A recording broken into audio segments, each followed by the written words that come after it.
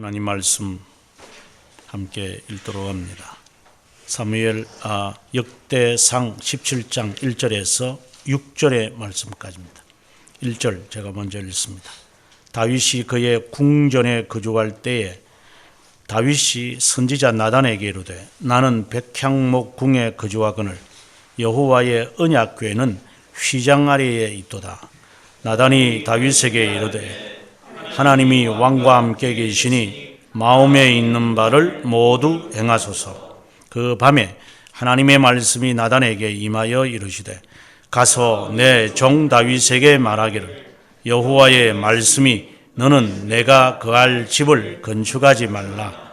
내가 이스라엘을 애굽에서 올라오게 한 날부터 오늘까지 집에 있지 아니하고 오직 이 장막과 저 장막에 있으며 이 성막과 저 성막에 있으나니 이스라엘 무리와 함께 더불어 가는 모든 곳에서 내가 내 백성을 먹이라 명령한 이스라엘 어느 사사에게 내가 말하기를 너희가 어찌하여 내 백향목 집을 건축하지 아니하였느냐고 말하였느냐 하고. 아멘. 오늘 읽은 말씀 가운데서 13절의 말씀 우리가 함께 읽도록 합니다. 나는 그의 아버지가 되고 그는 나의 아들이 되리니 나의 인자를 그에게서 빼앗지 아니하기를 내가 내 전에 있던 자에게서 빼앗음과 같이 하지 아니할 것이라. 아멘. 역대상 17장은 역대상에서 가장 귀한 것 같아요. 그래서 오늘 이 말씀을 읽으면 우리는 어떻게 본다면은 놀라움을, 경이로움을, 어떻게 보면 충격을 오늘 받아야 할 말씀이라고 봅니다. 그래서 말씀을 읽으면서 머리에 스쳐가는 제목이 웬 말인가. 우리가 설교 후에 부를 찬송인 웬 말인가 날 위하여라고 하는 이 찬송이 떠올랐습니다. 그래서 제가 여러분에게 카카오톡으로 보내면서 이 찬송을 들어보십시오라고 했던 겁니다. 오늘의 이 말씀이 그 말 한 구절로 한 어구로 저는 표현이 된다고 봅니다. 하나님의 은혜가 웬 말인가. 하나님의 은혜가 이렇게 거룩한 것인가. 특별히 오늘 그 17장의 16절에 보면 다윗 왕이 여호와 앞에 들어가 앉아서 이르되 여호와 하나님이여 나는 누구이오며 내 집은 무엇이기에 나에게 이에 이르게 하셨나이까. 이런 그 고백의 깨달음이 고백이 우리에게 있으면 좋겠습니다. 이어서 17절에 하는 말이 하나님이여 주께서 이것을 오히려 작게 여기시고 또 종의 집에 대하여 먼 장래까지 말씀하셨사오니 여호와 하나님이여 나를 존귀한 자들 같이 여기셨나이다 하는 이 고백, 하나님의 은혜에 대하여 가장 다윗이 깨닫고 난 다음 이 표현한 내용입니다. 하지만 조심해야 되는 것은 오늘 내용을 우리가 읽어서 알지만 그가 성전 짓겠다 이렇게 하니까 하나님께서 기뻐가지고 그래 네가 참 성전을 짓겠다고 하니 얼마나 귀하고 좋으냐 그래 이런 식으로 하나님께서 보상을 하신 것처럼 그렇게 오늘의 말씀을 이해한다면 큰일 납니다.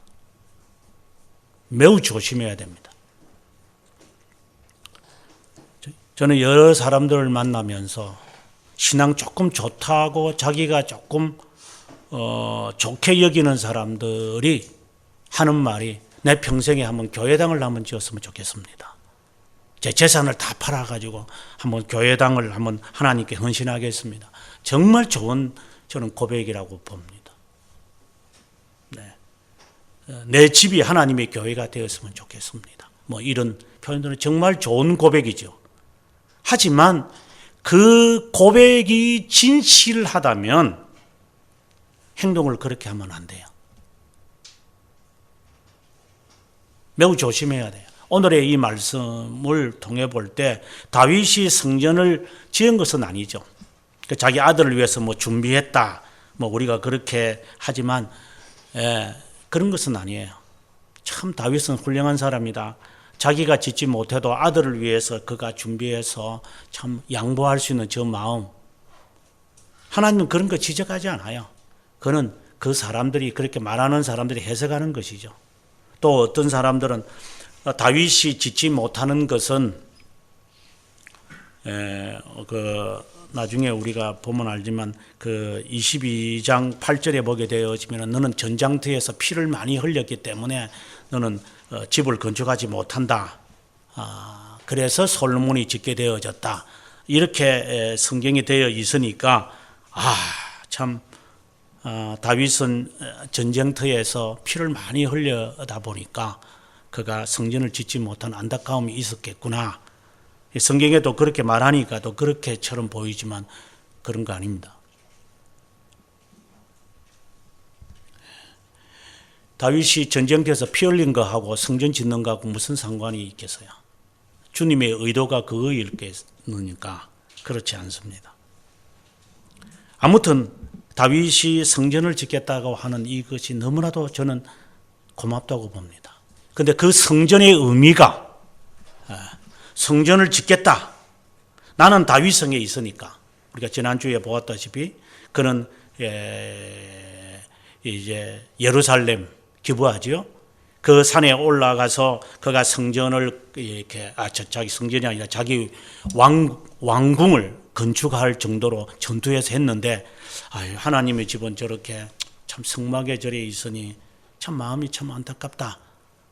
이런 마음으로 그가 출발을 했는데 그 출발이 오늘의 말씀의 핵심이 되어질 여기까지, 오늘의 방금 제가 17절 읽었습니다마는 먼 데까지, 여기 보면 먼 장래까지 나는 그냥 단순히 하나님이 여기에 거하면 좋겠다. 내가 성전 짓겠습니다. 하나님 제가 모든 것을 다 동원해서 제가 다 짓겠습니다 했는데 하나님은 그 고백을 들으시고 먼 장래까지 말씀하는구나.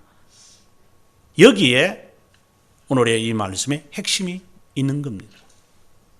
그리고 더 놀라운 것은 오늘 우리가 방금 읽었던 그 13절, 특별히 12절, 13절, 14절 이 말씀은요,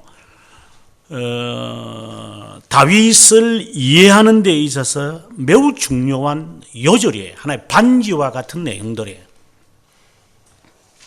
이것을 가리켜서 우리가 흔히 다윗의 언약 이렇게 말을 해요. 하나님은 이제 6번의 언약을 맺어요. 이 다윗에게 이르기까지, 다윗이 이제 마지막 6번째 언약을 맺는데, 하나님이 6번의 언약을 맺는데 그 처음으로 언약을 맺는 게 이제 창세기 3장 15절에 나오는 우리가 흔히 말하는 원시복음이라고 하는 것이 그 첫 번째예요.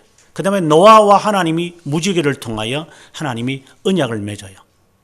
그 다음에 세 번째에 아브라함에게 하나님께서 15장에 보게 되어지면은 하늘의 별을 봐라. 그리고 바다의 모래에 셀 수 있느냐? 너 자손 그렇게 만들게. 하나님이 언약을 맺어요. 그 다음에 네 번째, 하나님이 시내산에서 모세와 함께 언약을 맺어요. 피로 맺는 언약이라고 그래요. 그 다음에 이제 다섯 번째에 가보게 되면 이제 레위 지파와 함께 하나님 평화의 언약을 맺어요. 그 다음에 마지막 오늘 우리가 본문에 보게 되어지는 12절, 13절 그리고 14절에 나오는 다윗의 언약이에요. 이제 더 이상 하나님은 어떤 언약에 대해서 언급을 안 해요. 그렇다면 다윗의 이 언약을 통하여 지금 앞서 이야기했던 첫 번째 언약, 그 창세기 3장에서 맺었던 그 언약의 모든 내용의 결정판이에요.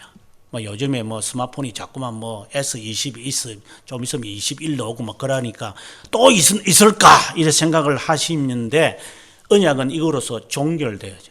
이걸 통해서 이제 예레미야 31장에 나오는 새 언약을 푸는 하나의 열쇠가 되는 거예요. 하나님께서 예레미야와 새 언약을 맺는 것은 아니에요. 이미 지금 다윗까지 이야기했던 6번의 그 언약을 이제 발전시키는 이야기가 나타나죠. 그걸 우리가 보통 새 언약이라고 그러고, 예수님께서 성찬식을 하시면서 내가 너희와 피로 맺는 새 언약이다 이렇게 말씀하실 때 그 언약은 오늘 여기에 나오는 이 말씀을 지금 전제하고 있는 것들이에요. 그래서 우리 장로교회는, 개혁신앙은 언약 신학이에요. 언약이라는 이 단어의 해석이 안 되면 우리의 신앙을 이해하기가 어려워요. 그래서 오늘의 이 말씀을 우리가 어떻게 해석을 하고 그리고 적용하느냐에 따라서 그 사람의, 그 당사자의 신앙의 색깔이 드러나요. 앞서 말씀드린 대로, 야, 다윗이 성전 짓겠다고 하니까 하나님께서 솔로몬을 그렇게 부유하게 했네. 야, 정말 자녀를 위해서 내가 헌신하면 하나님께 이렇게 약속을 하니까 하나님이 자녀에게 복을 줬구나. 이렇게 흔히들 이야기를 해요. 그래서 부모, 내 어머니가 내 어릴 때 나를 위해서 이렇게 기도를 많이 했으니까 내가 이렇게 내가 기도 생활 잘 안 해도 하나님 복 주는 것. 그런 거짓말들을 많이 쏟아내고 있어요. 아버지가 신포도주 먹는다고 해서 아들이 신포도주 그거 하나요? 아버지의 신앙이 우리들에게 유업으로 주어지는 것은, 그것은 인정이 되겠지만, 아버지가 기도를 그렇게 한참 했다고 해서 내가 그 기도에 우리가 흔히 하는 말대로 영빨을 받아서 가지고 살아간다? 그런 거짓말들이 어디 있어요? 성경 어디에서 그런 말을 하고 있어요? 성경은 구원은 개인적이지. 거기에 우리가 놀아나가지고 지는 기도 생활을 엉망으로 하고, 네 신앙 네가 챙겨야지 누구 보고 챙겨라고 하느냐고. 오늘의 말씀을 그렇게 해석을 하면 큰 잘못을 저지르는 겁니다. 그럼 오늘 말씀 잘못 해석하고 잘못 깨닫고 있습니다. 지금까지 이 말씀을 바르게 해석하는 것을 우리가 닮아가야지 요즘처럼 이런 사이비 목사들이 성경을 해석하는 그런 코미디언들의 이야기를 들어서는 안 됩니다. 오늘의 이 말씀은 정말 중요하다. 언약의 종결판이기 때문에, 그리고 앞으로 이제 언약에 관한 이야기의 하나의 열쇠로 제공되어지고, 그리고 이 말씀을 통하여 선지자들이 깨달았던, 특별히 예레미야가 깨달았던, 에스겔이 깨달았던 그 언약이라고 하는 그 단어, 그리고 우리 개혁신앙이 추구하고 있는 언약신앙이 무엇인지를 아마 알 수 있으리라고 봅니다. 본래 17장은 18장 다음에 이루어지는 내용입니다. 그런데 오늘의 내용이 순서가 바뀌어진 것 같은 느낌입니다. 18장에 있는 내용을 봐야 실제로 이제 17장으로 들어갑니다. 왜 그런가 하면 17장 1절에 보면 그 말씀을 이해하려면 그렇게 되어지는 겁니다. 다윗이 궁전에 거주할 때, 우리말에는 이런 표현이 없습니다만은 다윗이 그의 궁정에 거주할 때에 이런 일이 있었다, 이렇게 말을 하는 거예요. 원문은 그렇게 말해요. 그 다음에 3절에도 마찬가지입니다. 그 밤에 이런 일이 있었다, 하나님의 말씀이 나단에게 말했다, 이렇게 되는 거예요. 그러면 그가 궁전에 있을 때에 있었던 일, 밤에 나단에게 있었던 일이다, 이제 이런 이야기를, 그 이야기가 16절까지 가는 거죠. 이제 이야기가. 그래서 그 이야기를 듣고 이제 다윗이 17절부터 하나님 앞에 가서 기도하기 시작하는 이야기.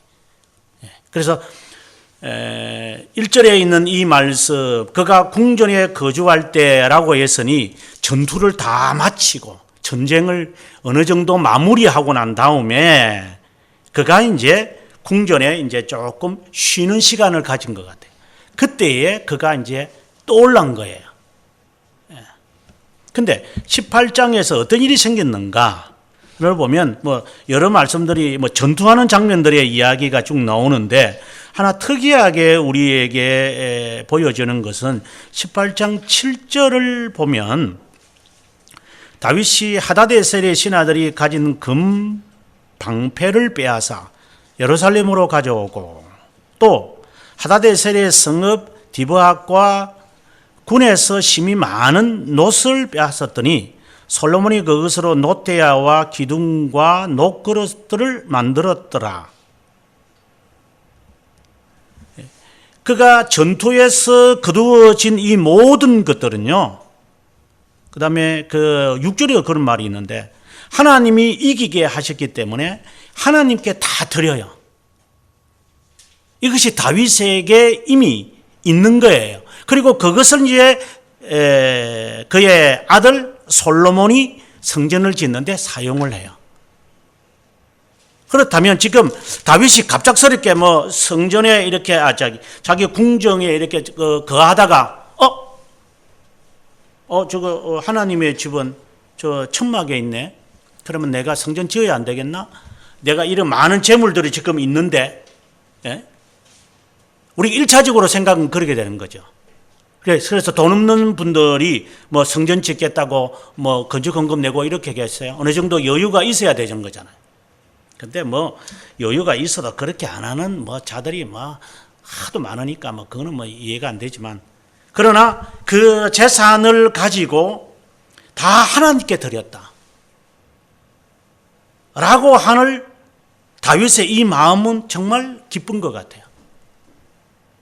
제가 정신을 이야기했을 때 다윗과 같은 자세가 되지 않으면 안 되고, 그리고 다윗이 성전을 짓겠다고 헌신하니까 하나님이 그의 후손들에게 복을 주었다, 이렇게 이야기를 생각하지 말라고 하는 경고의 이야기지, 다윗이 성전을 짓겠다고 했다는 이 고백은요 정말 귀한 거예요.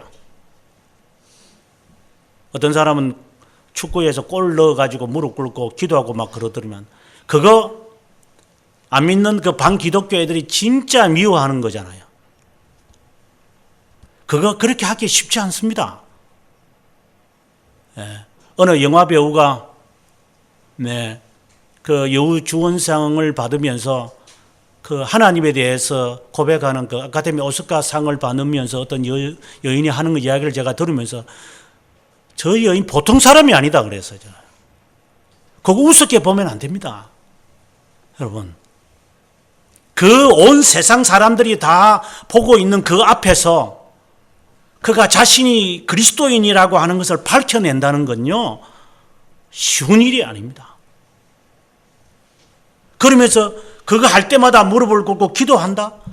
그거 쉬운 일이 아니죠. 그러나 그렇게 했으니까 골을 넣었다거나 그렇게 했으니까 여우주연상을 받았다고 말하면 안 된다 이 말입니다. 그것은 잘못 해석하는 거예요. 오늘 제가 그가 궁정에 거주할 때에 나단이 밤에 이런 일이 있었다라고 하는 것은 그가 그런 헌신을 보였기에, 그런 헌신적인 자세가 있었기에 하나님은 그 헌신 속에 이제 하나님은 그거로 만족하지 말고 그 이상의 것을 지금 보이기 시작하는 거예요. 그 고백 자체는 굉장히 중요한 거예요.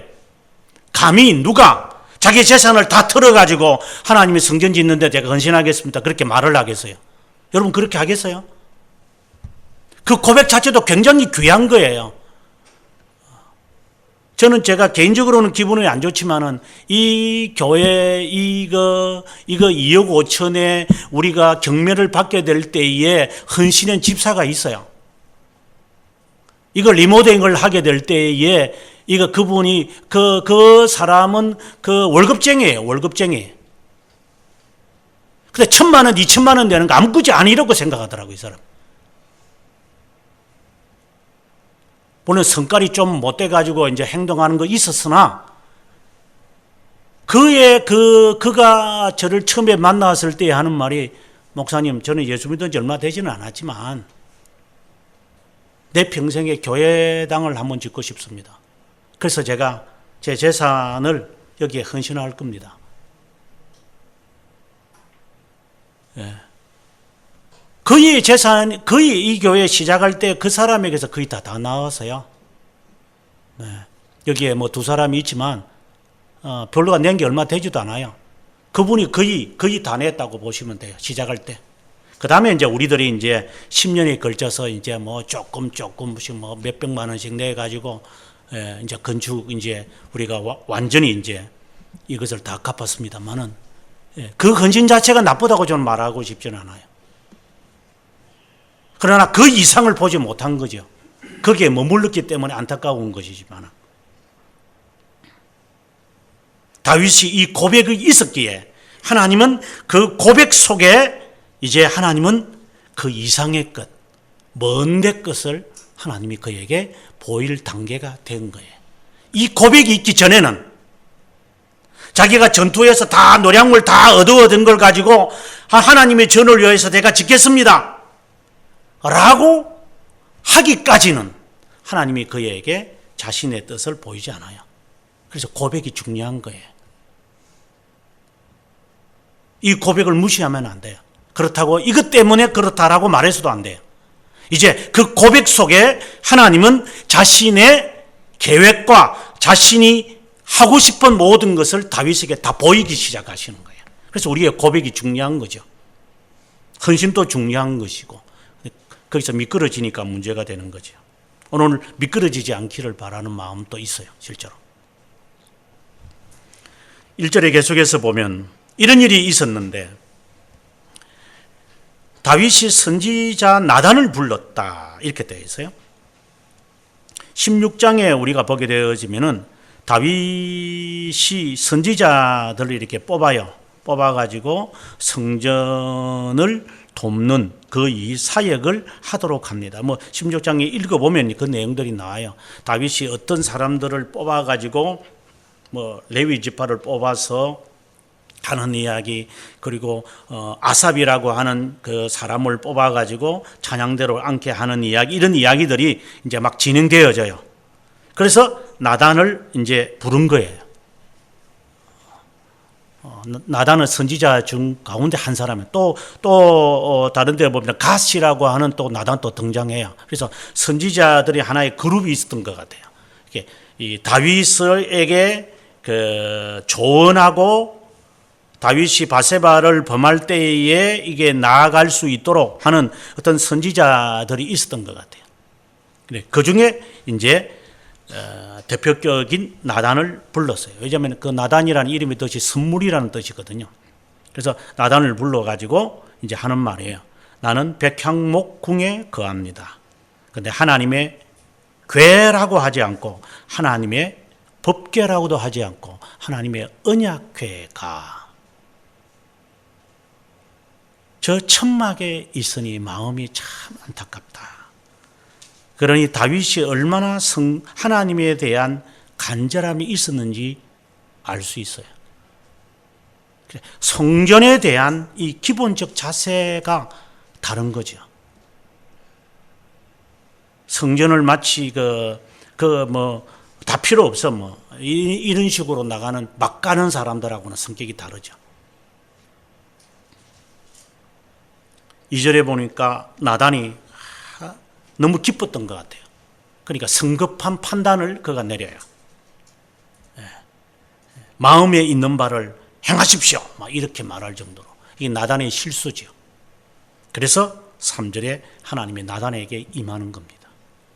나단아, 내가 하는 말을 그대로 전해라. 덧붙이지 마라.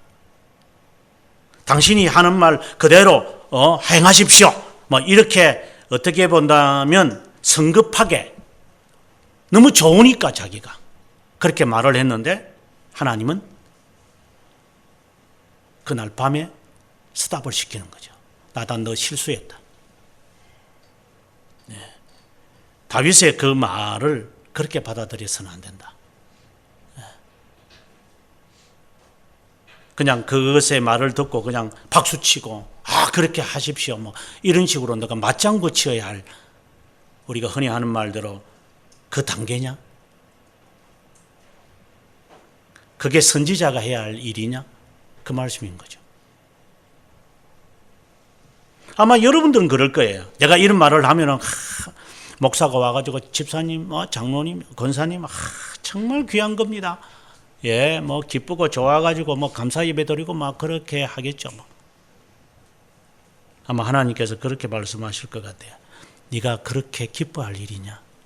그거로서 끝내야 할 이야기냐? 4절에 가서 하나님은 다윗에게 가서 이런 말을 하라고 이야기합니다. 아주 충격적인 말입니다. 너는 건축하지 못한다. 이유가 없습니다. 너는 건축하지 못해. 이 말의 의미는 앞서 말씀드린 대로 22장 8절에 나오는 것처럼 피를 많이 흘렸으니까 너는 건축을 못하고 너 아들이 낳을 거다 라고 하는 단순한 말이 여기에 있는 것은 아니에요. 주님께서 지금 다윗 나단을 불러가지고 너는 성전 못 짓는다. 너가 나를 위해서 건축을 하려고 하느냐? 그 사무엘하 7장 1절부터 17절에 보면은 오늘의 이 말씀이 그대로 등장하거든요. 그래서 거기에 보면은 네가 나를 위해서 건축하겠다고? 내가 너를 위하여 건축할 것이다. 이렇게 하나님께서 단적으로 그냥 말해버리죠. 너 마음은 내가 받겠지만 그 마음을 그렇게 머물러서는 안 된다라고 하는 의미를 지금 말씀하시는 것이죠. 이것은 좀 더 제가 조금 위에 확대를 하겠지만 이것은 아르미니우스 파들이 이야기하는 것처럼 내가 노력을 하고 내가 헌신하고 내가 이렇게 기도 생활을 하고 이렇게 하니까 하나님이 기뻐하셨겠구나. 아까 말씀드린 대로 내 부모가 이렇게 신앙생활 잘하니까 내가 이렇게 부유하게 되어졌구나. 네가 높은 자리를 올라가고 네가 넓은 것을 다스리고 네가 재산이 느는 것은 네가 똑똑해서 그런 거지. 궁극적으로 하나님을 향하여 가게 하려고 하신 것이지 하나님이 주셨다면. 그런데 네가 잘나서 그렇게 했기 때문에 하나님께 드리는 것은 찌꺼리만큼 드려놓고 하나님께서 나에게 주셨다라고 말해야 하는 사람들이 얼마나 많아요.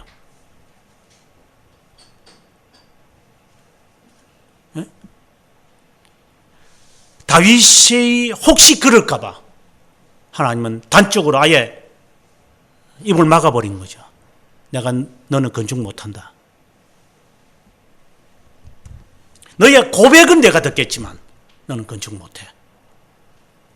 이것은 물질적인 복이라든가 보상에 대한 개념을 차단시키시는 하나님의 뜻을 우리가 알 수 있어요.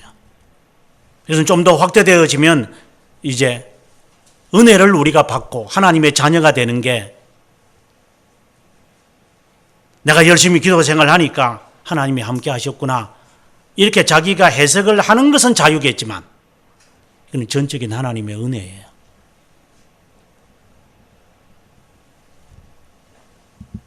다윗이 무슨 신분이 있어요, 실제로? 다윗은 목동 출신이에요. 그래서 사울 왕이 죽고 난 다음에 아브넬이 열지파를 데리고 갈 수 있었던 것도 저 베들레헴 출신인 저 무식한 게 양이나 치고 다녔던 저 애를 왕으로 삼는다고? 말도 안 되는 소리 하지 마.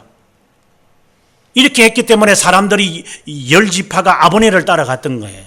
근데 이제 아브넬도 이제 죽고 난 다음에 이 사람들이 갈 바가 없고 또 다윗이 그동안에 해왔던 행적을 바라보니까 하나님의 택한 사람이구나. 이래서 이 사람들이 우리가 지난주에 우리가 보았다시피 그에게 찾아와서 우리의 왕이 되십시오.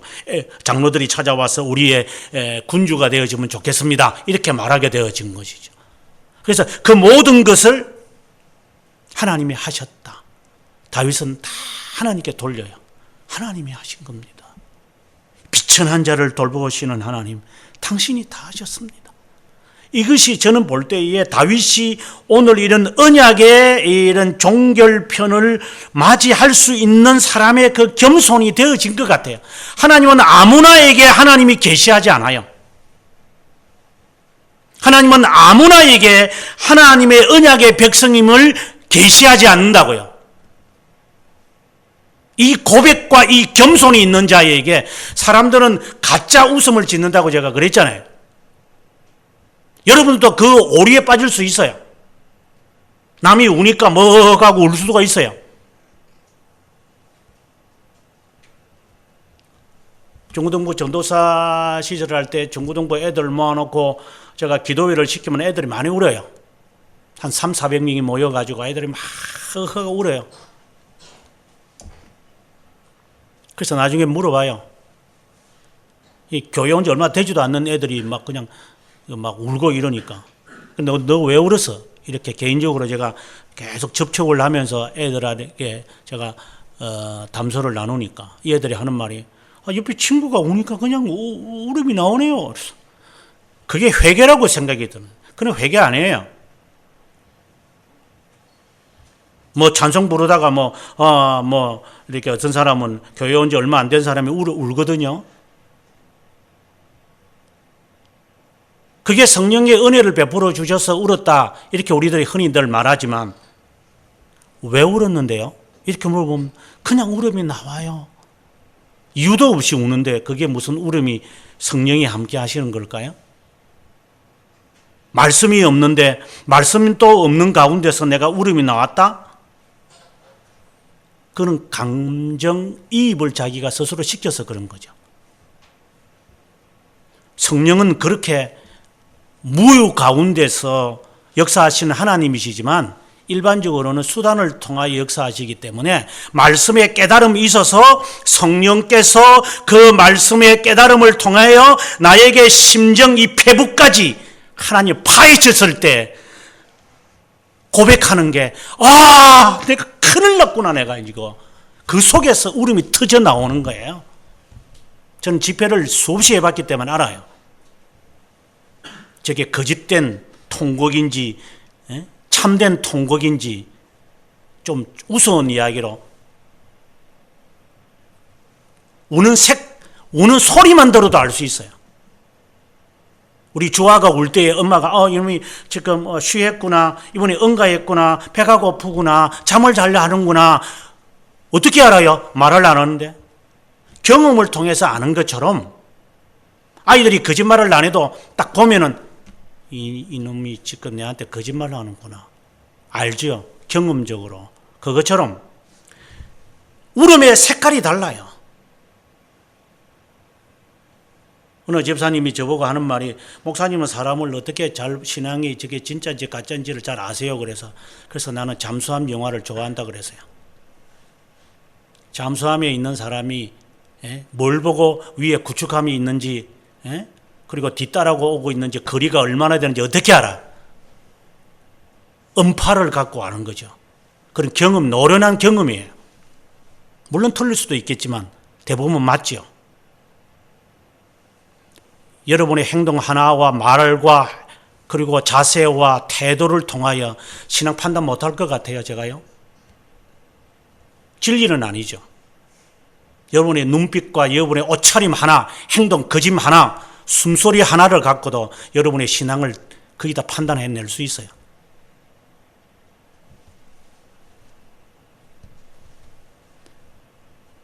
그냥 가볍게 넘겨지는 말들이지만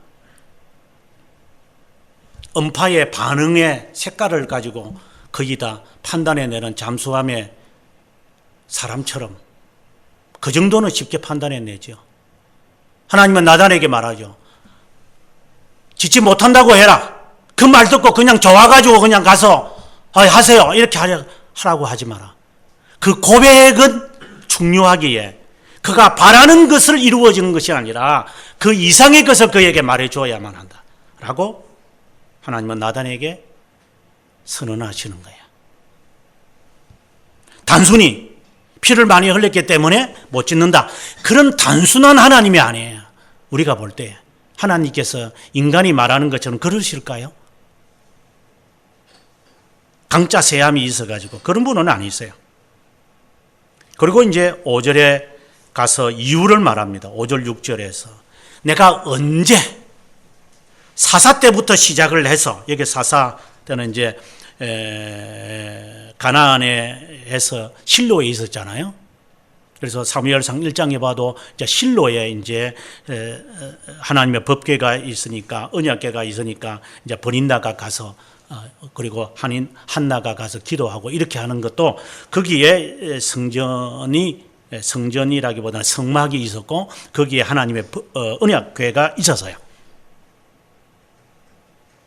그런데 이것이 블레셋, 에벤에셀, 우리 사건을 제가 설교도 했는데 에벤에셀 사건이 있고 난 다음에 블레셋 사람들이 이 실로에 있는 언약궤를 가져가 버리면서 또 성막을 없애버려요. 그러니까 이 성막이 한편으로 보면은 여기저기 막 옮겨 다니는 거예요. 그래 인간적으로 보면 참 다윗이 정말 좋은 마음이지만 정말 마음이 너무 안타깝죠. 그냥 천막에 이렇게 거하면서 있는 그 모습이 다윗의 그 고백이 얼마나 선한 걸까요? 나중에 학개가 이제 이런 말을 하죠. 성전을 이제 바빌론 포로에서 돌아오고 난 다음에 너희들의 집은 판벽한 집에 살면서, 거기서 판벽한이라는 것은 지금처럼 이제 아파트와 같은 것들이거든요. 견고한 집에 살면서 하나님의 집은 저렇게 나놓고 네가 너희들이 사느냐? 이렇게 하면서 사람들을 촉구하는 거죠. 그 선은 또 옳은 거죠. 그걸 갖다가 가시적으로 보면 안 돼요. 하지만 그 말 자체에 의미가 있기 때문에 우리가 그것을 말하는 것이지, 하나님의 전을 그래가지고 교회들마다 교회당을 크다랗게 짓고 대형 교회를 짓는 거잖아요. 하나님의 성전은 솔로몬처럼 지어야 한다고. 그거는 사기꾼들이 하는 말들이에요. 하나님은 오늘의 말씀처럼 내가 사사 때부터 지금까지 여기저기 이 성막 저 성막 돌아다녔을 때 내가 누구에게 내가 불만을 털어놓더냐. 그리고 6절에 가서 하는 말이 백향목 집을 건축하지 않았느냐고 내가 말하더냐. 나는 말하지 않았다. 너희들이 짓고 싶어서 짓고 필요해서 너희들이 하는 거 아니냐. 이런 말씀인 거죠. 그래 놓고 하나님을 위해서 했다고 그렇게 침도 튀기지 않으면서 말을 하는 우리들일 수 있죠. 그러면서 7절에 주님께서 나단에게 말하기를, 다윗에게 가서 이렇게 말해라. 만군의 여호와께서, 아주 중요한 어구가 등장하죠. 이 섭리하시는 언약의 하나님이 이렇게 말하더라고 해라. 내가 너를 주권자로 삼았고, 8절에 어디에 가든지 너를 승리하게 한 것, 내가 그렇게 할 것이다. 앞으로도. 왜? 너가 그 고백이 나올 정도면 너는 정말 귀한 사람이다. 아나니아와 삽비라처럼 다른 사람들이 재물 바치니까 바치는 그런 행동하지 않는 정말 너 숭고한 마음이 있다는 것을 내가 안다. 그래서 너를 세상의 존귀한 자로 만들 거다. 그거는 내가 약속하마. 이 말만 들어도 우리는 너무 하나님의 은혜에 감사해요. 여러분 기도하시면서 기도하면서 여러분들이 이러한 것을 체험하셔야 돼요.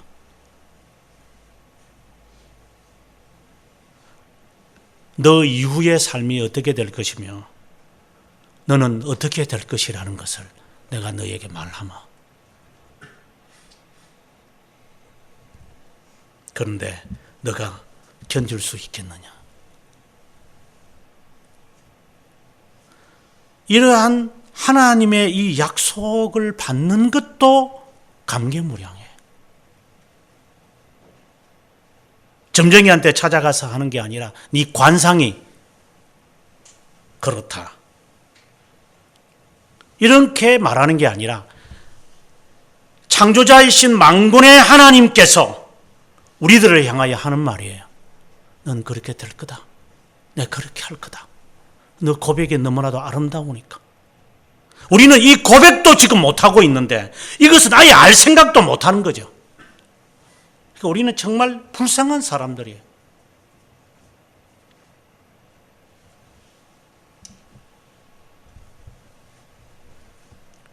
그 다음에 주님이 또다시 약속을 해요. 내 백성 이스라엘을 위하여 한 곳을 정하여 그들을 심고 그곳에 거주하면서 다시 옮겨가지 아니하게 하여. 이 무엇을 말할까요? 이제 여기서 하나님은 영원전에 있었던 하나님의 작정을 지금 그에게 보이기 시작을 해요.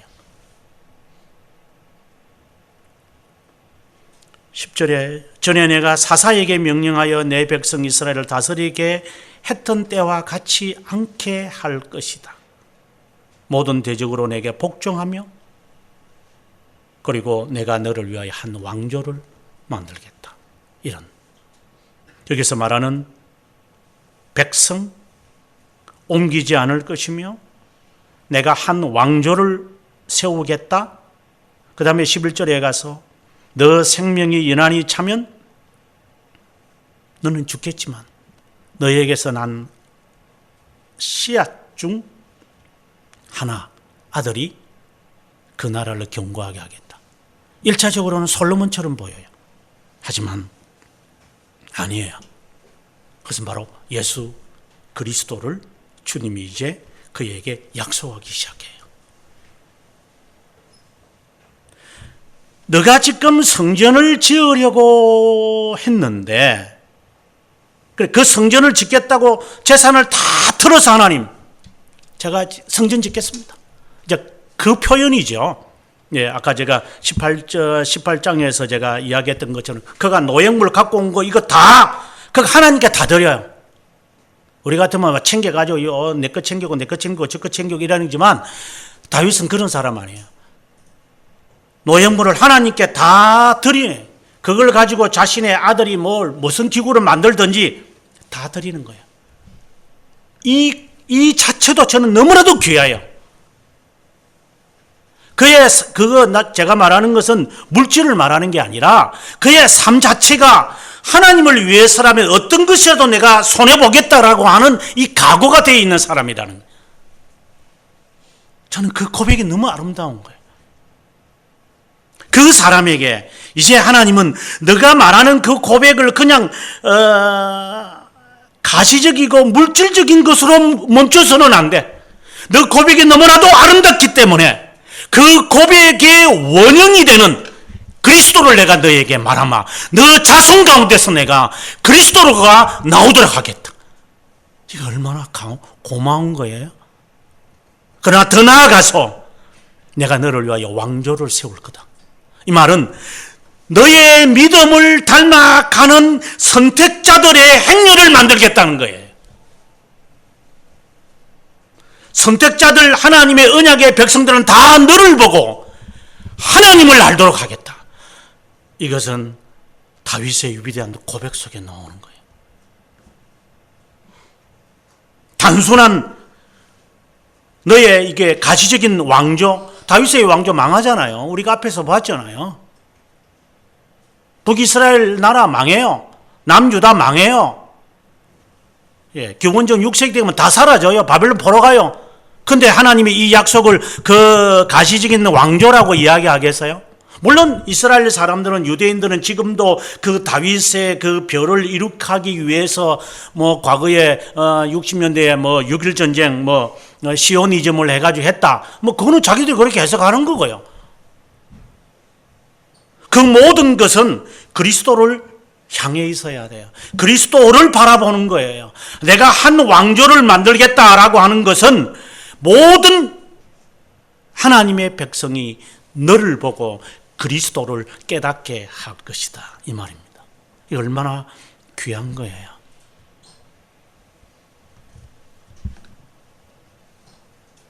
그리고 하나님은 이제 결정적으로 그에게 하나님이 약속을, 언약의 내용을 말합니다. 그는, 거기서 말하는 그는 예수 그리스도를 말해요. 나를 위하여 집을 건축할 것이요. 여기서 집이라는 것은 1차적으로는 뭐 성전을 말하고 뭐 이렇지만 그런 것을 말하는 게 아니에요. 여기서 말하는 집은 하나님의 백성을 말하는 거예요. 선택된 자들을 말하는 거예요. 그 자들이 너를 바라보며 그의 신앙들을, 즉 그리스도를 깨달아가고 신뢰하고 의지하도록 할 것이다. 너는 하나의 모형이 될 것이다. 다른 말로 한다면 신자의 모형으로 내가 너를 만들 것이다, 이 말입니다. 제가 슬픈 그 가운데 하나는 한국교회 누구를 닮아야 될 것 같아요? 많은 사람들은 뭐 누구 이렇게 말을 해요. 저는 개인적으로 볼 때 아니에요. 좀 한국교회에서 정말 선택된 자들의 신앙의 양심으로 삼아야 할 사람이 과연 누구일까? 저는 이 역사를 공부하기 때문에 현대 없어요. 물론 저도 아니겠고. 그래서 얼마 전에까지는 요즘도 가끔씩 과거에 돌아가신 사랑의 교회 어느 목사님 이렇게 언급을 하는데 저는 아니에요. 하도 안타까우니까 그 사람이라도 언급하지만 그 사람을 한국의 모본으로 삼는다면 한국교회 큰일 난 거죠, 이제. 그 정도를 가지고 한국교회의 모본을 삼아요? 말도 안 소리죠. 큰일 날 한국교회죠. 그런 분 없어요. 그나마 그분을 뽑았는데. 지금 제가 너를 믿음의 모형으로 삼겠다, 다윗을 그렇게 말씀할 때에 우리가 성경을 보면서 2000년의 역사 그 이후에 모든 사람들, 신앙인들이 바라볼 때에 누구를 봐요? 다윗을 봐요. 시편을 읽으면서 다윗을 본받으려고 그래요. 왜? 그의 믿음의 고백들이 우리에게 주어지는 것이 너무나도 많기 때문에. 노아와 같이 하나님이 노아에게 어떻게 그 일을 하면서 노아와 언약을 맺겠어요? 무지개를 통해서. 수많은 사람들이 다 그 가족의 8명 빼고는 8명도 다 아니겠지만 어쨌든 8명 빼고는 당시에 그 모든 자들이 다 거짓된 자들인데 사람들은 하나님이 이 많은 사람들 지옥 당연히 보내시죠. 사정없이 하나님이 보내죠.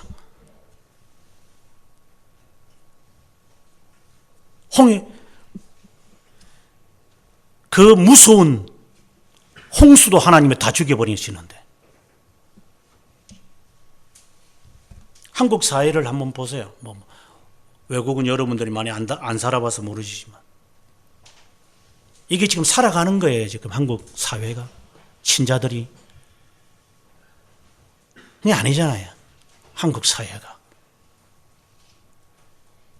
여기에 무슨 선한 게 있어요?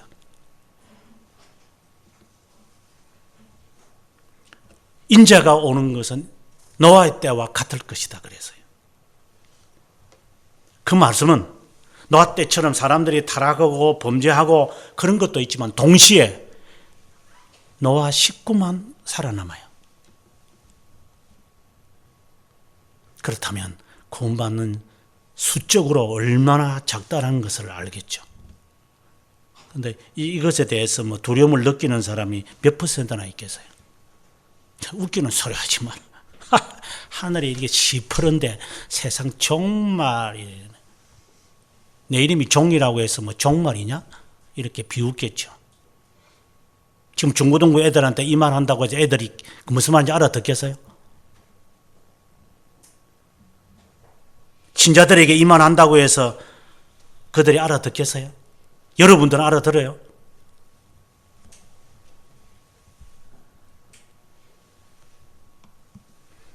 여덟 식구밖에는 구원 못 받아요. 인생 종치는 거죠, 우리가요. 노아의 그 신앙은 보통 신앙이 아니에요. 당대의 순전한 자라 이랬어요. 의로운 자라 이랬어요.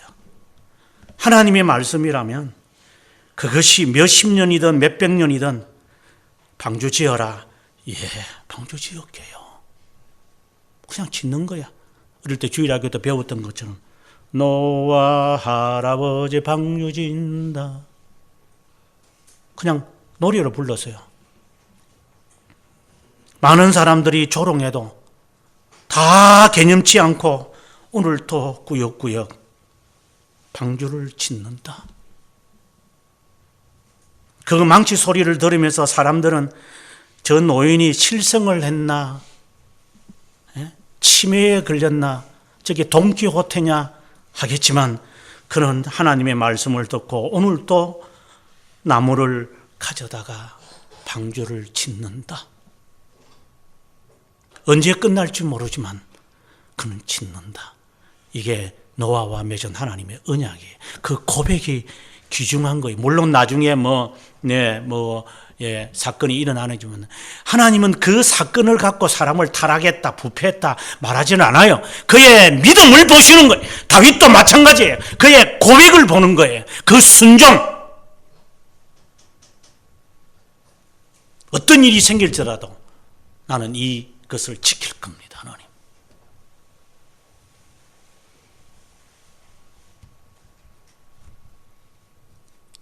시내산은 안 그랬나요? 레위 지파와 하나님께서 평화의 언약을 맺을 때 안 그랬나요? 레위 지파들이 어떤 행동을 했는데요? 하나님을 배반하고 모세를 덤벼들 때에 하나님이 레위 지파, 아론 지파를 향하여 너는 칼을 쳐라. 예, 지금 반기던 사람 다 죽여라고. 그들은 생명을 내걸고 하나님의 말씀을 듣고 반대하는 자들을 다 죽여요. 그게 수백만의 사람들이 덤벼들어서 그 죽이기 시작하면 그들이 다 죽겠지만 하나님의 명령에 따라서 그들은 그 사람들 앞에서 순종하며 가는 거예요. 그래서 하나님이 그의 레위 지파와 언약을 맺는 거예요. 신앙의 결단들이 있어요.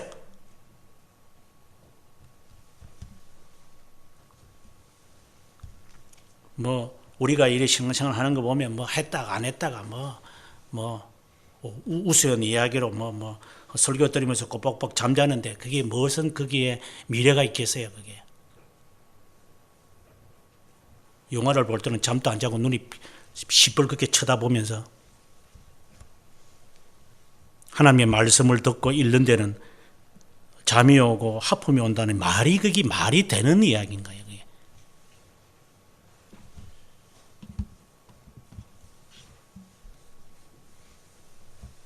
겁이 날 뿐이죠. 홍수와 함께 멸망할까 봐.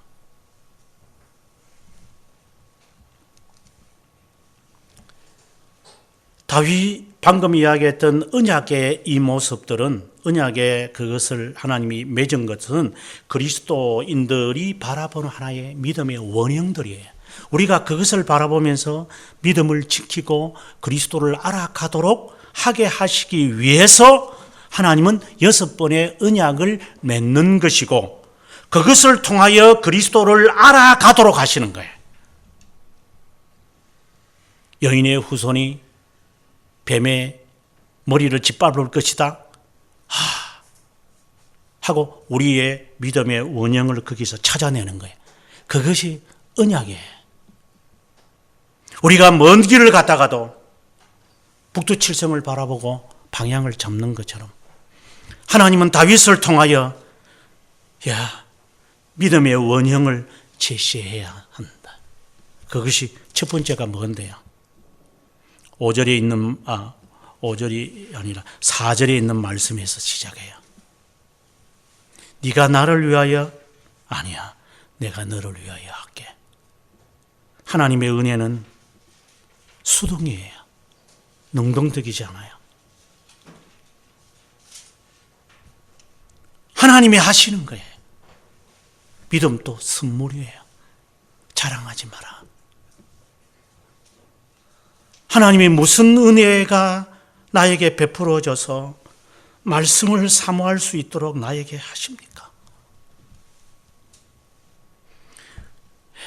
여러분, 인위적으로 내가 말씀을 한번 읽어보겠다. 잘 안 됩니다. 여러분, 겨우겨우 성경 읽으시죠? 그만큼 내가 하나님의 은혜를 지금 받고 있지 않다라는 증거예요, 그게. 성령이 함께하면 어린이라도 피곤하겠지만, 장정이라도 넘어지지만 독수리가 날개치며 올라간다 그랬어요. 근데 이 말씀 하나 접하는 것이 나에게는 그렇게 힘들다면 당신은 하나님의 은혜가 없는 자다. 그러니까 스스로 생각하셔야 돼요. 나는 참 멸망당할 불쌍한 사람이겠구나.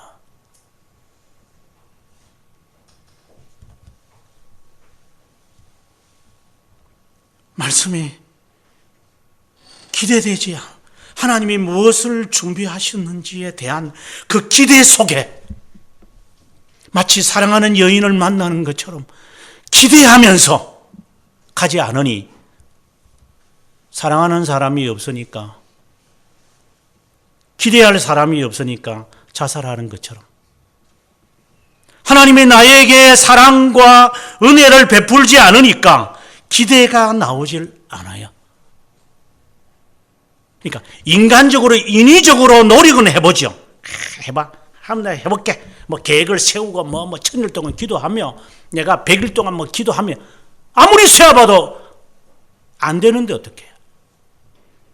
하나님이 나를 위하여 집을 안 지었다는 사실이 있기 때문에.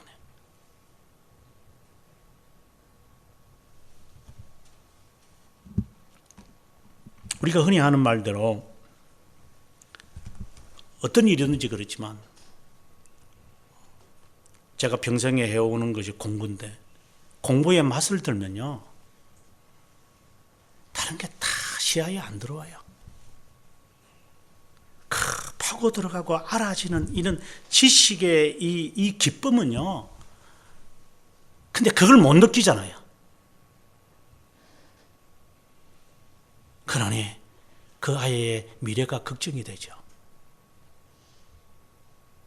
그 수많은 시간 동안에 뭐 하고 있어요? 수많은 시간 동안 하나님의 이 계획된 것을 우리에게 알려주시려고 이 기록된 하나님의 이 말씀이 있는데 이 말씀을 읽을 때에 흥분이 되지 아니하고 긴장과 기대가 없다면 얼마나 은혜가 없다는 거예요. 이건 심각한 병이죠, 이거는요. 하나님이 주시는 힘이 있으면 뭐든지 가능한데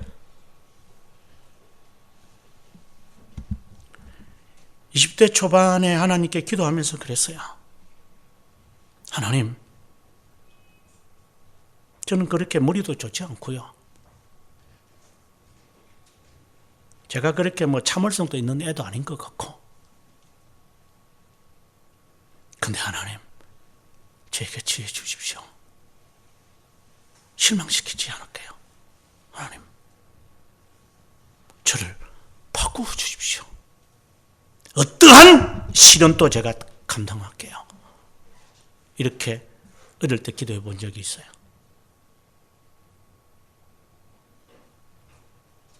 지금 와서 생각해 보면 그것이 하나님께로부터 나온 고백이라고 저는 봐요. 하나님이 하시는 거예요. 이게 수동의 은혜라고 그래요. 근데 이 수동의 은혜가 그것으로 끝나는 것이 아니라 앞서 다윗이 말한 것처럼 17절에서 먼 장래까지라고 말하는 것을 볼 때에 지금부터 먼 장래를 말하는 것이 아니라 또 하나님께서 너를 위하여 한 왕조를 세우겠다라고 하신 말씀을 볼 때에 더 나아가서 12절에 그 언약의 핵심적인 단어 그 왕위를 영원히 견고하게 하리라 라고 말씀하시는 거 볼 때에 지금부터 영원이 아니라 영원한 계획 속에 있었구나. 그래서 수동의 은혜라고 하는 것은 단순히 받는 것이 아니라 하나님의 영원에서부터 이것이 나에게 준비된 것이었구나. 내가 너를 위하여 준비했다. 인간적으로 표현하면 얼마나 내가 힘들었겠느냐. 내가 자라기까지 기다려야만 했으니까. 아마 그렇게 표현할 수 있겠죠. 내가 이제야 너 스스로 고백하냐. 이제야 이 나이가 되어가지고 이래 실현을 당하고 난 다음에야 이래 실패를 하고 난 다음에야 이제야 비로소 그 고백을 하게 되냐. 그 수십 년 동안 뭐 했냐?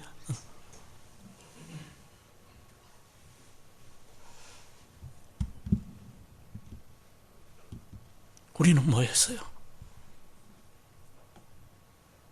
하나님이 나를 향하여 내가 언약을 맺지 마.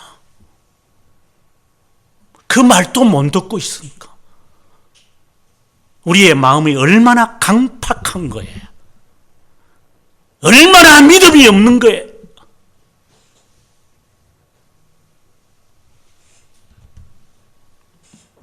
하나님이 나를 위하여 예비한 것 고맙다. 네가 나를 위하여 집을 짓는다는 그 고백 고맙다. 이제야 그 고백을 하냐. 내 이제 당신을 위해서 살겠습니다. 그 고백 쉽지 않습니다. 제가 목사가 되겠다고 했을 때 하나님, 제가 인간의 모든 즐거움을 다 내려놓겠습니다. 근데 그 고백 지키는 것은 쉽지 않지만 지금도 어려워요. 그때 제 결심이 그거였어요. 하나님, 인간의 야망, 욕망 다 내려놓겠습니다. 근데 인간적으로 조금 이렇게 어느 서두에 서면 그 약속 잊어버리죠. 그래서 안타까울 뿐이지 하나님은 그 고백을 듣기를 원해요. 내가 너를 위하여 집을 예비했던가 하느냐. 다윗은 그것을 깨닫는 순간 하나님 앞에 그런 자복하게 되어져요.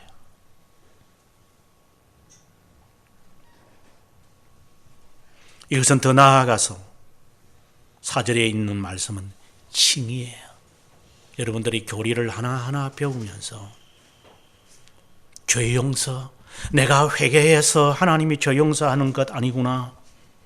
하나님이 이미 다 용서하셨네.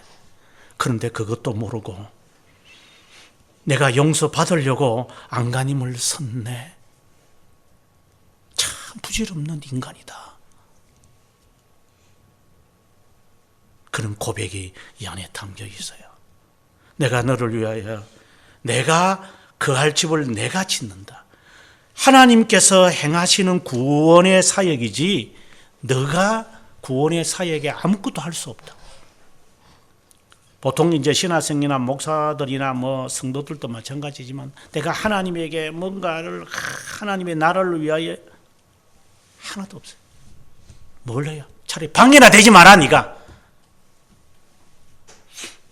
어릴 때 제가 뭘 고치고 이랬으면 저희 아들이 와가지고 아마 요 살이도 그럴 거예요. 꼬마가. 아빠 하는 일 막 더가지고 지도 뭐 할 거라고. 하지 마. 그냥 가만히 있는 게 나를 돕는 거야.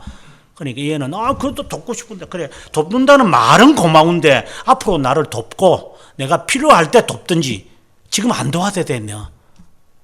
그러나 그 말은 참 듣기 좋다. 엄마 나는 아빠하고 결혼해서 살래요. 그래 그 말은 듣기 좋다. 근데 그러면 안 돼. 그 말씀이죠. 네가 하는 게 없어 본래.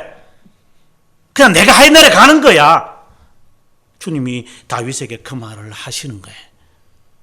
너 고백은 정말 좋다. 나는 엄마하고 평생 살 거예요. 그래 고맙다. 그러나 그래 살면 너 큰일 나 너.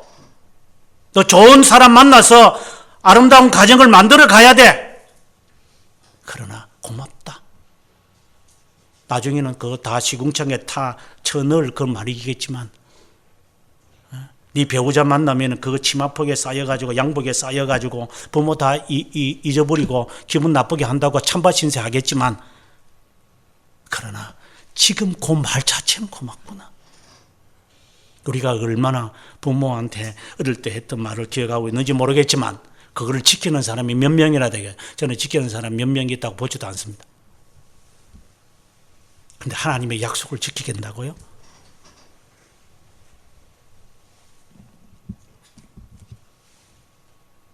하나님이 하시는 거예요. 구원의 사역, 칭의를 비롯한 용서, 성화. 우리가 무엇을 해서 우리가 성화되어 간다고요? 어떻게 성화되어 가요? 성결파에서는 우리가 성결해져 가서 구원을 받는 자리에 이른다고요? 어떤 그런 거짓말을 해요?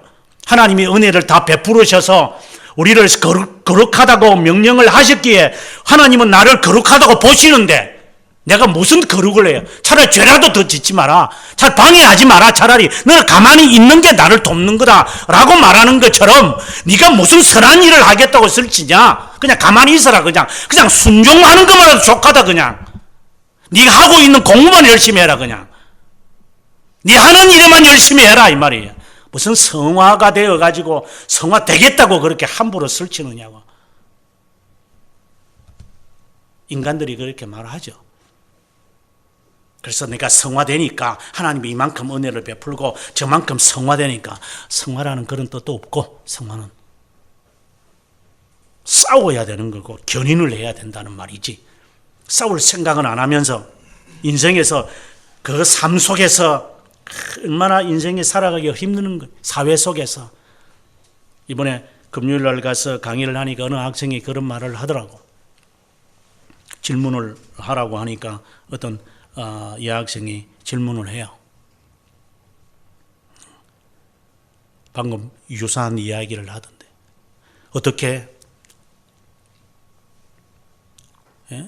어떻게 이 하나님의 말씀과 세상의 삶을 이렇게 조화 있게 이렇게 하면서 살아갈 수 있습니까? 그렇잖아요. 세상에는 세상 사람들처럼 살고 교회에서는 교회인들처럼 살고 가정에는 가정에 있는 것처럼 사는 게 그것이 요즘에 한국 교회가 선호하는 신자의 삶인데 어떻게 모든 것에서 하나님 앞에서 살아가는 것처럼 살아갈 수 있겠어요? 그건 불가능하죠. 저는 한국 교회에서 가르침에 따르면. 하지만 성경은 뭐라고 말을 해요? 뱀처럼 지혜로워라. 비둘기처럼 순결해라. 상전을 숨기더라도 주님을 숨기듯 해라. 남편을 숨기더라도 아내를 사랑하더라도 주님을 숨기고 주님이 교회를 사랑하는 듯 해라. 우리 그렇게 하나요?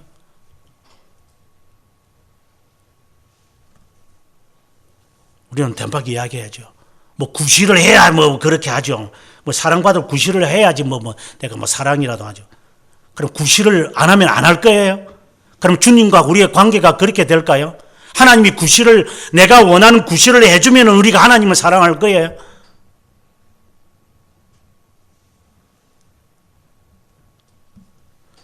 미안하지만 그 사람 아직 은혜 받지 못한 거예요.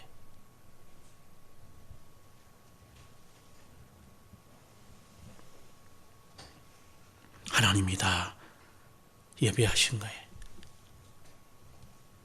그것을 아직 인정이 되지 않는다는 것은 당신은 죄송하지만 버린 자일 수 있어요. 좀 더 극단적으로 말하면 당신은 지옥 가는 자예요. 이렇게 인생 열심히 잘 사시다가 나중에 지옥이나 가세요.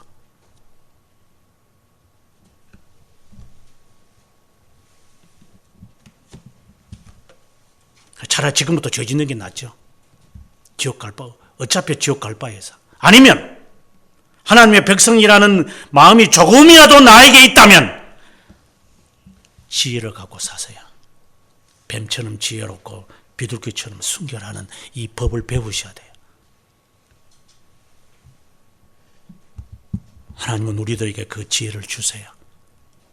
그래서 우리를 택하셨고 우리로 하여금 이 세상에 보내신 거고.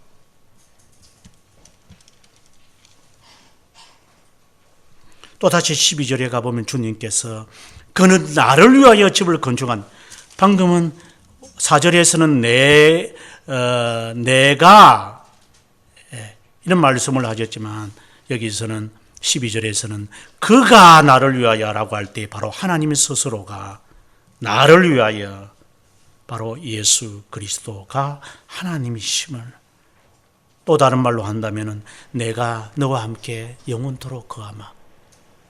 우리가 흔히 하는 말대로 십자가에 못이 박힐 때에 한쪽에 있는 강도가 주님께서 하시는 말씀이 내가 너와 함께 낙원에 있을 것이다 이렇게 말했다, 이런 말씀을 이제 인용을 하면서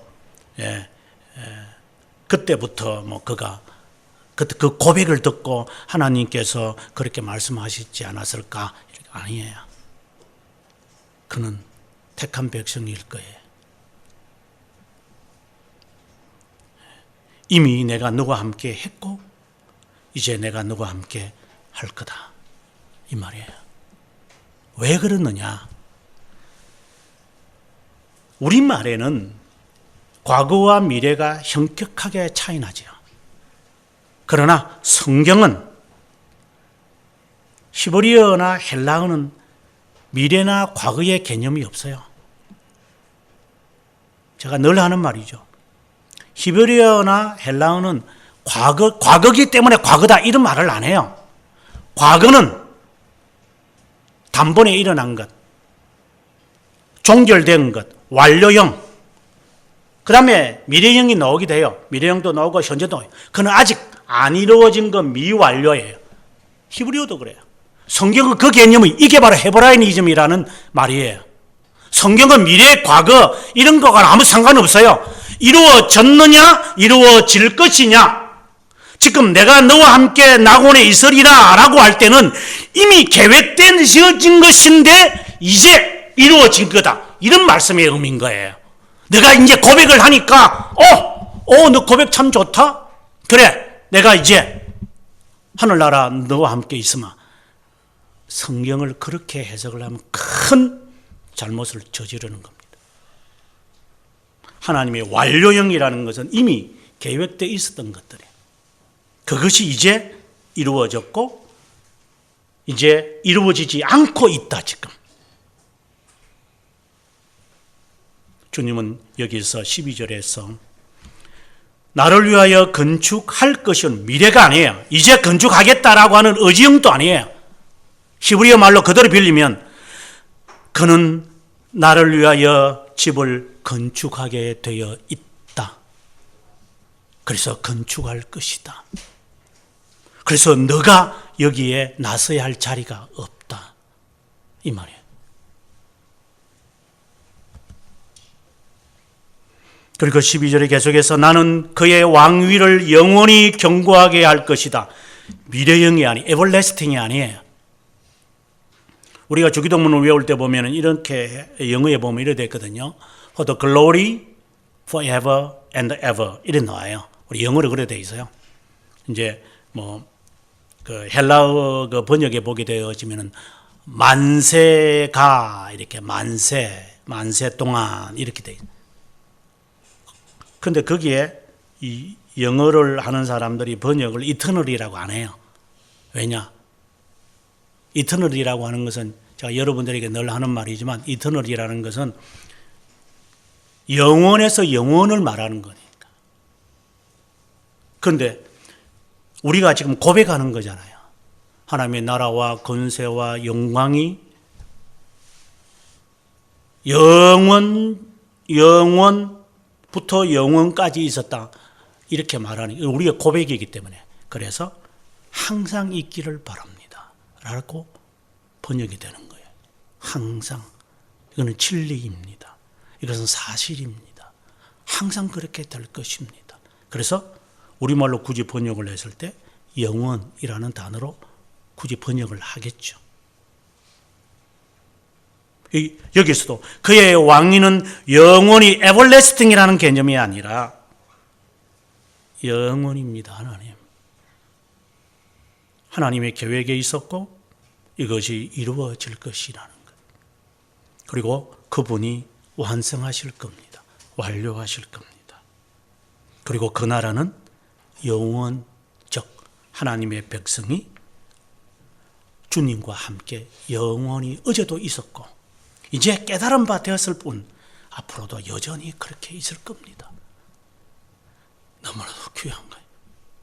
영원이라는 것을 하나님이 다윗에게 알리시는 거예요. 내가 너의 아버지가 되마. 너는 내 아들이 된다. 예수 그리스도를 향하여 하신 것이고 마치 그것을 우리에게 하시는 말씀처럼 너는 나의 아들이다. 마치 이런 거죠. 너는 내 입양된 아들이다. 예, 감사합니다. 제가 아버지가 돌아가시고 난 다음에 제가 그때는 어른이 아니고 이제 중학생이니까 삶이 힘든 게 있겠어요. 아주 단순한 힘든 거죠. 돈 없다. 이런 용돈 없다. 옷을 원하는 대로 못 입는다. 이런 어려움이죠. 그게 어려움도 아니잖아요. 사실상 따지고. 근데 그때 당시에 그게 어려웠어요. 저한테는. 그래서 제가 어릴 때 하나님께 기도하면서 했던 내용을 지금 떠올려 보면 하나님 저에게 아버지 되어 주십시오. 하나님 저는 아버지 보고 싶어요. 지금 여러분들 엄마 아빠가 있고 이러니까 행복한 줄 아십시오만은 저는 아버지가 참 그리워요. 요즘도 가끔씩 아버지의 얼굴이 이렇게 뜨곤 해요.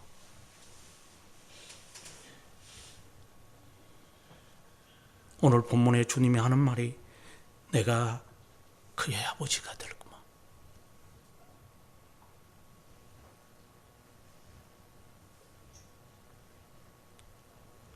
그는 내 아들이 될 거다. 주님이 우리에게 하는 말이에요. 너는 내 아들이다. 내 사랑을 그에게 빼앗기지 아니하도록 하게 하마. 내 사랑을 부어주마. 그리고 영원토록 14절에 견고하게 하마. 세상에 이런 약속이 어디 있어요? 또 다른 말로 한다면 로마서 5장 5절에 있는 말씀처럼 너의 소망이 너를 실망시키지 않을 거다. 너가 지금 이렇게 애를 쓰고 노력을 하고 바라고 금식하고 절제하고 살았던 이 모든 것 너를 절대로 실망시키지 않을 거다. 내가 그것을 그대로 너에게 갚아줄 것이다. 영원할 것이다. 이 은혜가 우리에게 있다는 것. 너의 부르짖는 것을 내가 들었고 너의 흘리는 그 땀을 내가 보았고 너의 참는 희생을 내가 만졌기 때문에 내가 너에게 그대로 갚아주마. 이 은혜를 누구에게서 받을 거예요? 이 세상에 nobody. 이 은혜 없이 어떻게 우리가 이 신앙생활을 할 수 있어요? 저 사람에게서 위로받으려고 그러고 이 사람에게서 기분 나빠하고 언제까지 그렇게 살아가야 돼요?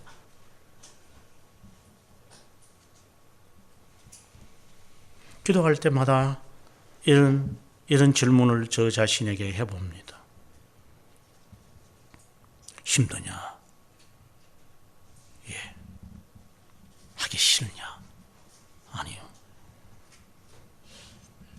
못하겠느냐? 아니요. 귀찮냐? 아니요.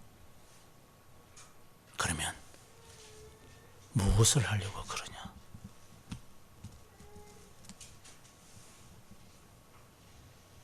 그러면 대답을 이렇게 하겠죠. 하나님, 힘들어요. 이라면. 너가 나를 아느냐? 예. 너가 나의 고통을 아느냐? 너가 얼마나 견뎌봤다고, 너가 힘들다고 말하느냐? 너가 정말 십자가를 지어보았느냐? 우리가 하나님 앞에 무슨 불평을 털어놓을 수 있을까요? 불평을 넣는 것은 좀 둘째치고라도 좀 까불지는 마라.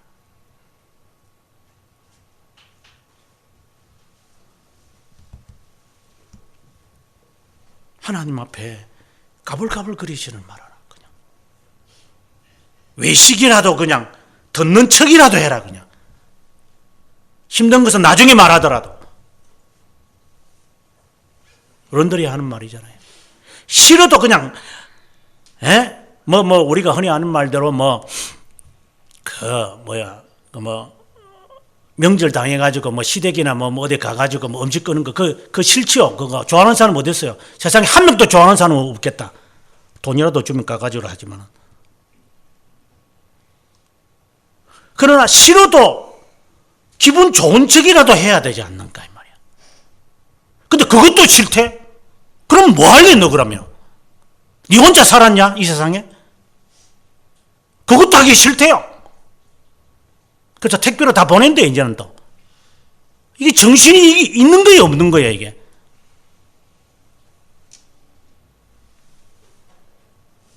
어떻게 보면 인간 말종들이죠. 그것이 그렇게 힘들어요 그게요? 그럼 결혼을 왜 해서 그러면요? 예수를 믿겠다고 했다면 십자가 지고 자기를 부인하겠다는 것을 각오를 하고 이 길을 걷는 거 아니에요 우리가. 결혼을 안 했으면 괜찮아요. 예수 믿는다고 세례도 받았고 성찬식에 참석을 했다면 적어도 이 정도는 해야 되지 않느냐는 가이드라인이 우리에게 주어진다고요. 근데 그것도 싫다? 그럼 뭘 해야겠다는 거예요 도대체? 그러니까 우리끼리 그냥 오손도손하고 살게 부모 은혜 다 필요 없고 그냥 부모는 부모지 우리끼리 다 그게 망령된 사람들이지 그게 정신이 올바른 인간들이 그게요. 그게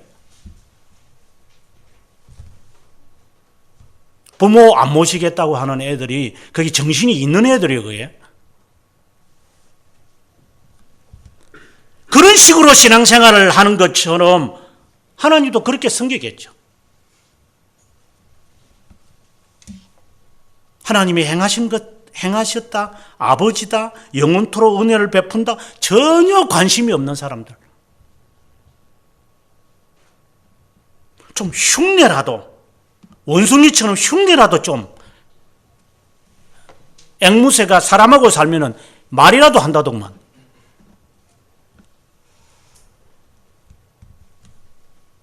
하나님은 우리들에게 영원을 약속해요. 영원. 내가 너를 지키마. 이 약속을, 이 말씀을 따라 순종하면 된다. 안 될 것 같지만 약속 지켜라. 약속 지켜라. 하나님 18만 5천 명이 기다리는데요. 지켜라. 아다나시오스 오늘 신조 이야기를 했지만 아다나시오스의 생애 속에 이런 게 있어요.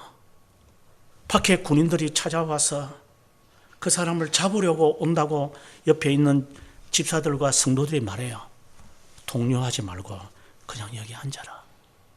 그 예배 드리자. 아이 지금 안 됩니다. 지금 죽으러 옵니다. 그냥 예배 보자. 코로나 때문에 힘들다고 하니까 사람들이 온갖 행동들을 다 하죠.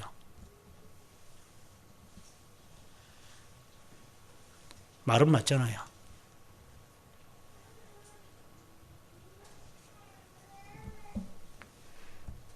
그러면서 성경을 또 인용을 또 하는 그 사탄들처럼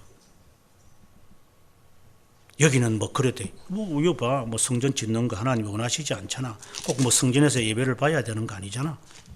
주님께서 이 장막 저 장막 돌아다니면서 있어도 주님 아무 말도 안 하잖아.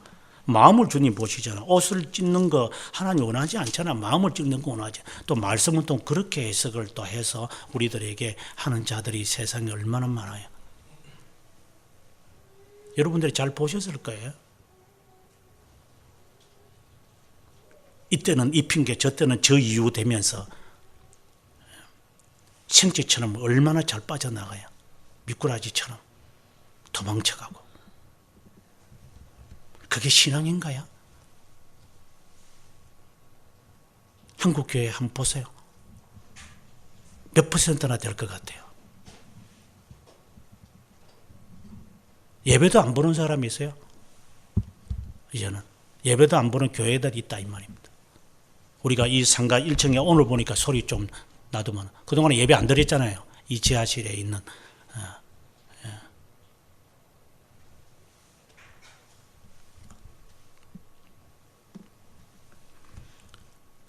하나님께 순종하는 게 뭘까요? 그러면 하나님의 은혜가 있을까요? 그리고 영혼에 대한 하나님이 나를 위하여 준비한 것에 대한 소망과 확신이 우리에게 있을까요? 그러고 난 다음에 다윗이 하나님 앞에 가서 하나님 내가 무슨 말을 할 수 있습니까? 19절에 가서 주의 뜻대로 이 모든 큰 일을 행하사 이 모든 큰 일을 알게 하셨으니 여호와여 귀로 들은 대로 주와 같은 이가 없고 주 외에는 하나님이 없습니다. 하나님이 저를 왜 이렇게 사랑하십니까? 다윗이 고백하는 내용, 이것이 우리의 고백이 되어야 돼요. 그래서 오늘도 한결같이 하나님 앞에 예배를 드리나이다. 이것이 나의 노래고 고백이고 이것이 내 간증입니다.